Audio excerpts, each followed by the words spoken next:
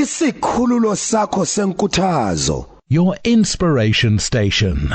Kingfisher FM. Delighted to have Jason joining us from Theodore Herzl High School. Good morning, young man. You well? Morning, Gareth. Great to see you, mate. Thank you so much for having me this morning. It's a pleasure. Now, in fact, you were here a few months ago.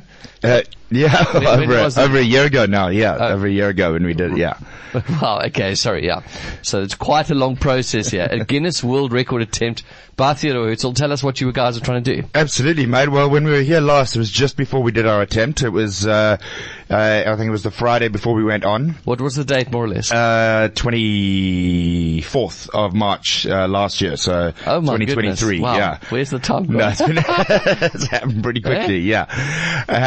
But yeah, then we had our attempt. We played five-a-side soccer for 77 hours. So that was Sunday morning 9 a.m. till Wednesday afternoon 2 p.m.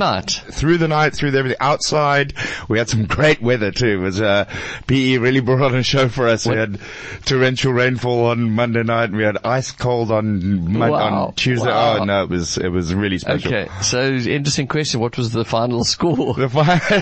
Actually, I do know this.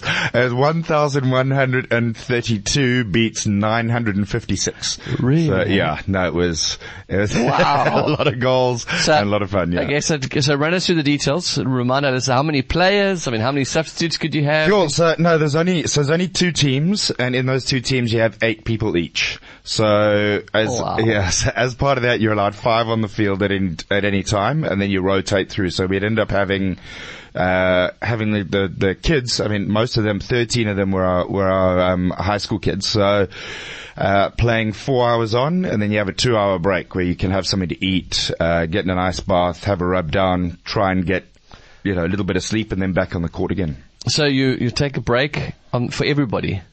No. No. We'd rotate. Rotate. No. The game's got to keep going. So the whole process, the game has to keep continuing it's called the integrity of the sport. So you can't have anything integrity of the sport and it's soccer. That doesn't sound right.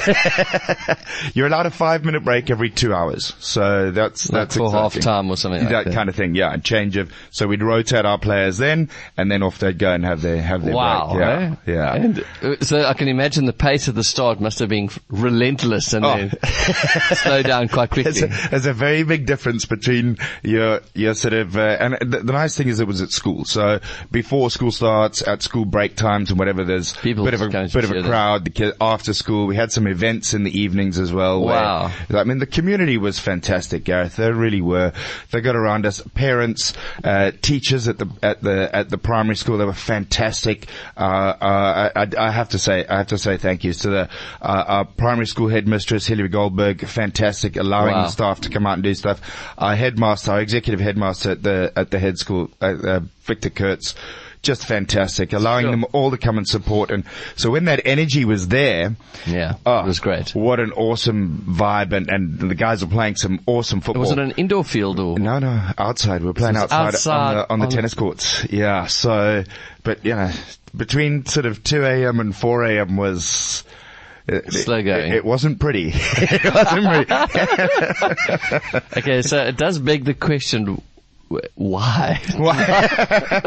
Good question. Why, Jason? It actually came out of some educational conversations where we spoke about post-COVID.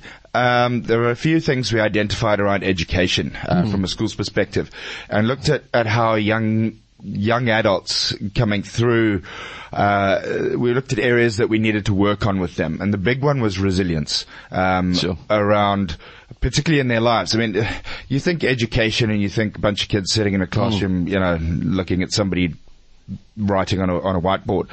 But it's about more than that. It's about creating kids who are able to thrive in life. So we really wanted to put something together to teach resilience and to get these kids to find more than what they just know about themselves, and to find strength. Sure. So it was that's where it came from, about what can we put together to get everybody at the school involved and create something amazing. So how many hours was it? Pardon? How many hours was it in the end? 77 hours. 77 and hours. 1 minute. And 1 minute. And 1 minute. And what was was that as far as they could stand before they collapsed, or was that the target? that was the target. We didn't push anything past that. We knew the record before? The record before that was 75 hours. Okay. That was set by some soldiers in the UK. So we wanted to get past that, and we set a target of 77 hours. So that was super important. So the reason that you're here today is actually, even though this took place last year, which was threw me a bit, is that actually you've just been recognized with the world record. Correct. Yeah. So it's not as difficult as playing football for 77 hours is. There's actually an even more difficult process after that, where you have to have a number of, you jump through hoops and do red tape and all that kind of stuff and submit. I think there were over 200 documents we needed to submit, and then the footage of the attempt, which had to be cut into little 32-minute segments, so 100 So it's taken quite 50 something. So you send this off all online, and that's it. Upload it all to the website, and that takes a few weeks, and then they come back, and inevitably there's something that hasn't gone right, so you have to resubmit. So we had to resubmit twice. But wow. Yeah, so it's good fun. Okay. Good fun. Okay. But, I'm waiting for some worthy cause, or someone lost their leg with a shark or something that's made you people go do this crazy thing. But no, it's all about education and about growing our young students. Really, really fantastic. And wow. And Gareth, as I say, the people and from a community and from a school perspective was amazing. I do have to say 2 big thank yous. Please. One to Led's LEDs who gave us lights on the courts. I mean, obviously we had to play through the night, so that was a tough one. And Birch's schoolwear, they were fantastic. But other than that, the kids, I tell you what, to watch 16 and 17-year-olds come through at 77 hours of playing football. It's the most inspirational thing I've seen. There's tears and pain and incredible, but they came through the other side. So proud. They did it, eh? So proud of these young people. It was, you know, to see inspiration and to see them finding their strength and looking inward or drawing on their strength from where they find it. Oh, it was just fantastic, mate. It was absolutely beautiful. Yeah. Well done, eh? Thank you so much. You big bunch of crazy soccer fools, eh? Well done. Yeah, no, thank you for sharing with us, and nice to come back and just give us the feedback after all this time. Appreciate it, mate. Yeah, it's been I thought it would be, a couple of weeks, come back, chat. Hey, look what we did last week. But year and a half. It's been hard work, but I really appreciate the opportunity. Thank you. So you're not going to try and beat it again, eh? Well, no. We've had some time to recover now. I actually did see online this week that there's a team in the US looking to beat it, so we'll let them have a go, and if they do, then maybe we'll have to get it back. So okay. Listen, thanks for your time. Really appreciate it. Well done to the students. Yeah, thanks so much. Bless you guys. Cheers. Jou openbaringsstasie.